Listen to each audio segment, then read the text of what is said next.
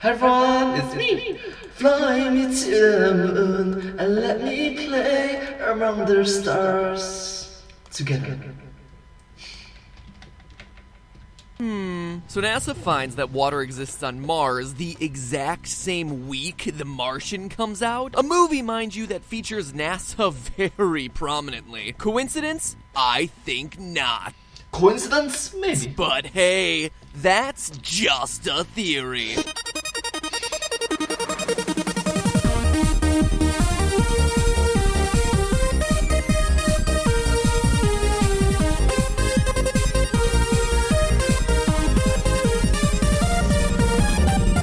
Hello, Internet.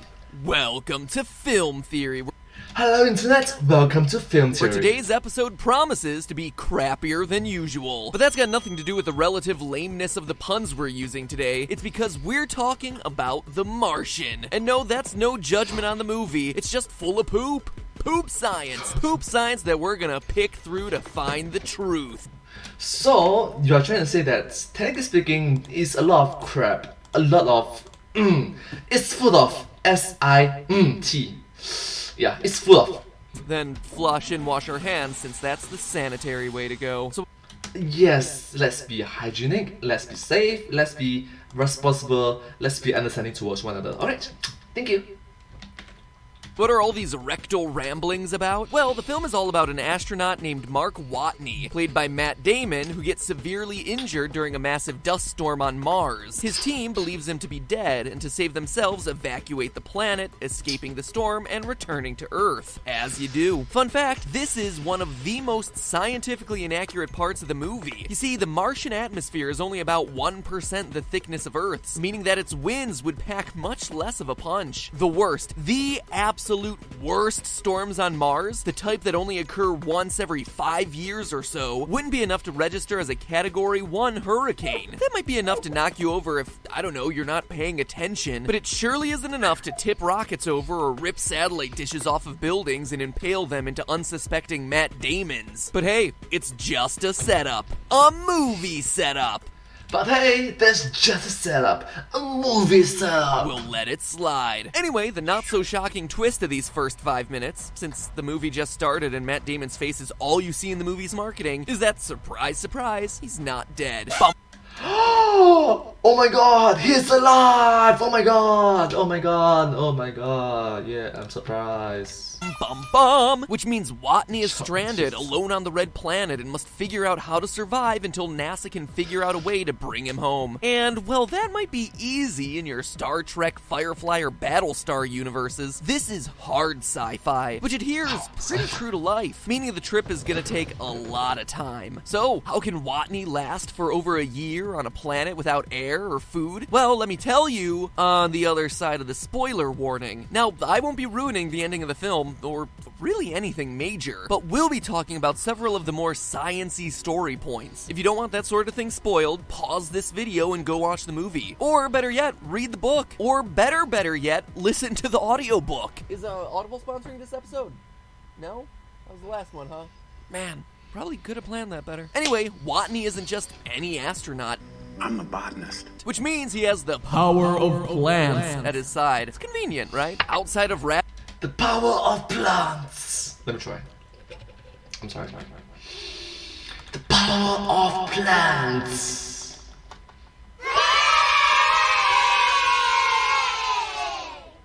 Alright, let's continue. rationing out the remaining food from the rest of the crew, he figures out a way to get the nutrients and water necessary to grow plants in the Martian soil. And not just any plant, potatoes. And this is what I want to focus on today. The science around growing and living off of potatoes on Mars. Because seriously, there is no way this can work in real life, right? I mean, I was sitting there in the theater watching these scenes and thinking to myself, oh man, I can't wait to rip into these with some real facts. So alright, here's here's my chance. Let's break it down. First things first, living off of nothing but spuds and a small ration for over 400 days. It seemed absurd, but believe it or not, you can survive off of nothing but potatoes. Sam Gamgee once pointed out that the potato is a very versatile food. You can boil them, mash them, and even stick them in a stew, but even he would be surprised to find that it goes way beyond that. Potatoes are actually pretty high in almost everything the human body needs to survive. Yeah, pretty high in most things that humans need to survive. Save for vitamins A, B12, and E, as well as calcium. In fact, a man named Chris Voigt, executive director of the Washington State Potato Commission, because potatoes have rights too, damn it, went through 60 days of eating nothing but potatoes just to prove that it was possible. And oh yeah, it was possible. But as his blog entries show, you're not gonna enjoy yourself. You should read these things. By day 3, it's obvious he's already starting to kick himself. Quote, I finished day 3 last night. I have to admit, it has finally sunk in that I'll be eating just potatoes for 57 more days. Oh yeah, you will, buddy. And the deeper and deeper That's right. 60 days. 2 months. 2 months, I'm sorry. 2 months. you go, the more desperate it becomes. Here's the rub, though. He was eating 20 potatoes a day. Some mornings for breakfast, he was eating between 2 and 4 pounds of hash browns. Watney, at his leanest, is doing a single potato a day. It doesn't seem like enough, right? And honestly, it isn't. A medium potato is giving your body about 163 calories, when a man like Watney needs around 2,000. But it's not as bad as it might seem. Remember, Watney is on Mars, where the gravity is 1/3 of what it is on Earth. So, while he's still doing a ton of work each day in his efforts to survive, he's having to spend much less energy to do that work. Add to that the small amount of rations he's allowed to eat, and the fact that his fellow teammates left behind pills, most likely including some vitamin supplements, and it's not hard to believe that he could survive on this diet. Long story short, For a year, it's pulling it. For more than a year, I'm doubtful. can a man live on bread alone? Yeah, he can. For about 6 months, then he dies of scurvy. Can a man live on potatoes alone? Surprisingly, yes. Better than bread. As long as you give him the occasional Flintstones chewable, he's good to go. So alright, round 1 goes to The Martian. I tip my cap to you, movie. But we're not done yet. What about actually growing the potatoes in Martian soil? Well, the first issue would be Mars's distance from the sun. The planet is 1.5 times further from the sun than Earth, and gets 60% of the light. So plants would grow much slower as a result. But the bigger issue here would be the nutritional deficiencies in the soil. Unlike Earth, where bacteria fixes nitrogen from the atmosphere, making the soil much more conducive to plant life, Mars doesn't have that benefit. But lo and behold, the uncontested best botanist on Mars has He uses the crap, the waste from he uses the brown baby involved to make the potatoes. It's poop potatoes. Yeah. a solution for that problem too. Poop. To help fertilize the soil he gets from the surface of Mars, Matt Damon uses his own feces as manure. He even goes out to the back of the structure he's staying in and reclaims all of the feces his crewmates left before they evacuated. Evacuated. Probably more accurate to say after they evacuated, before they evacuated. But okay, seeing this, I was skeptical. If this is really such a good idea, why don't we use our bum brownies as manure here on Earth? Well, surprise, surprise. We do. Now tell me, are you grossed out to know that someone else's excrement has been all up in that carrot you currently have stuck in your mouth? By the way, good on you for being healthy. And that, loyal theorists, is why you wash your food. In fact, using human feces like this started thousands of years ago and was called night soil because the feces was collected at night from cesspools and outhouses to be used during the day as fertilizer. Nowadays, it has the much more scientific and hygienic name, biosolids. Biosolids, the fertilizer. In fact, as of 2013, 55% of US sewage solids, aka your butt butter, was turned into fertilizer. And farmers want more. These people are making money off of your poop, and you're not seeing a cent of that. I mean, at least YouTube gives us a 55-45 split when they sell the crap that we produce.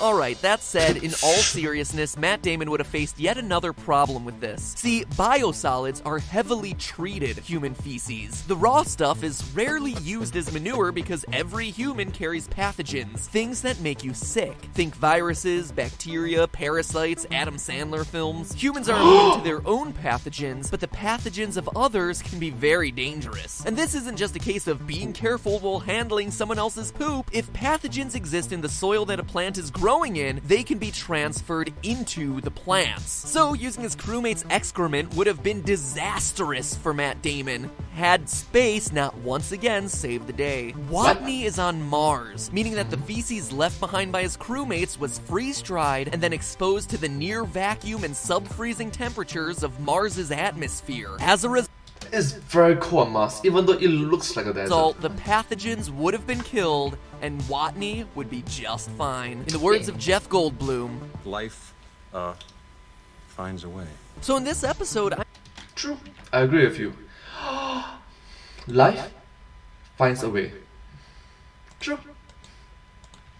I'm batting 0 for 2. The science around our turd tubers, our poop potatoes, stacks up almost 100%. Notice, though, that I said almost, and that's because there's still one fatal flaw here. A flaw that I can't really blame the author of the book for not addressing, since this fact was discovered after he had already written the story. You see, loyal theorists, in May of 2008, the Phoenix Mars lander performed the very first ever wet chemical analysis of the dirt on the surface of Mars, and found that roughly 0.6% of Martian soil is made up of perchlorate. Don't worry, you're not supposed to know what that is. In fact, NASA, when they found it, even had to look it up. Perchlorates are basically salts that are capable of disrupting the body's metabolic systems. They interfere with our ability to absorb iodine, messing with the production of thyroid hormones and potentially throwing off mood, appetite, temperature, sleep, and more. Messing with hormones, never a good thing. I mean, perchlorates are used in some rocket propellants.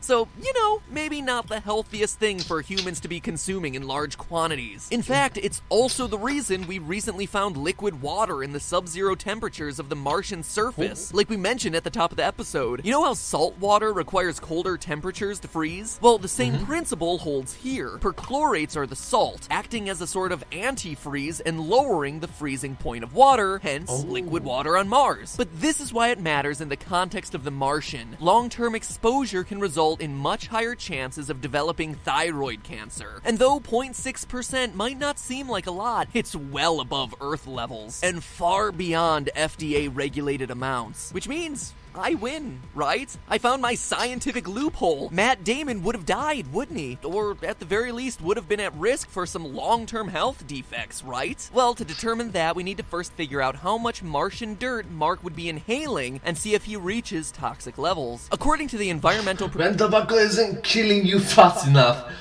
why? Protection Agency, a typical human between the ages of 1 and 20 consumes 100 milligrams of dirt a day. For Watney on Mars, with 0.6% of that being perchlorate, that's 0.6 milligrams of perchlorate a day. And since the potatoes are planted in the stuff, they'll absorb a bit from there too, so he'll consume, say, rounding this out to aggressively 1 milligram of perchlorate per day. Multiply that by the 500 or so days he's consuming the stuff, and honestly, he's still in the clear. According to the Agency for Toxic Substances and Disease Registry, tests were done on healthy volunteers who took 35 milligrams of perchlorate every day for 14 days and 3 milligrams a day for 6 months. Both groups absolutely fine. And by our calculations, worst case scenario, Watney would be consuming 1/3 of that amount for 3 times the amount of time, so presumably he would be okay. And that extrapolation of the data is supported by longitudinal research. Long-term studies looking at similar levels of exposure over the course of years showed similar results. No effect. In other words, it would take a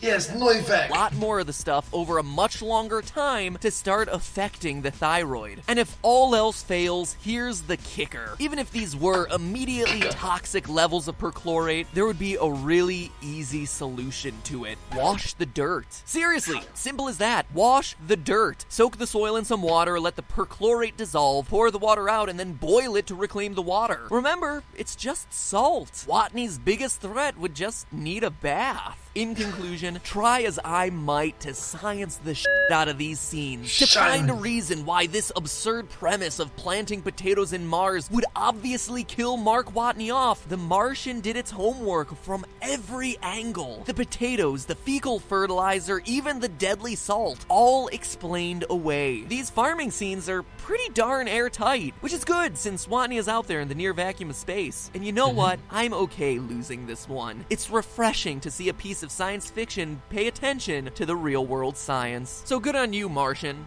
Or the Martian. Your science gets the theorist stamp of approval. I guess you could say that the Martian's crap science isn't crap science. But hey, that's just a theory. A film theory. And cut. Let me check on those potatoes. Gosh. Oh, thank you so much for watching this video. If you do like this video, oh my god, this video is very funny and very enjoyable to watch. Very educational as well. Very educational.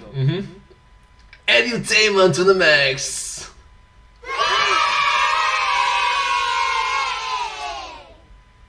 Thank you so much for watching this video. If you do like this video, please remember to like, share and subscribe to my channel and comment down below if you have anything to share with us. Thank you so much. I sincerely appreciate all of your support and encouragement for my work. Your uplifting and motivational words, comments means a lot to me. Thank you.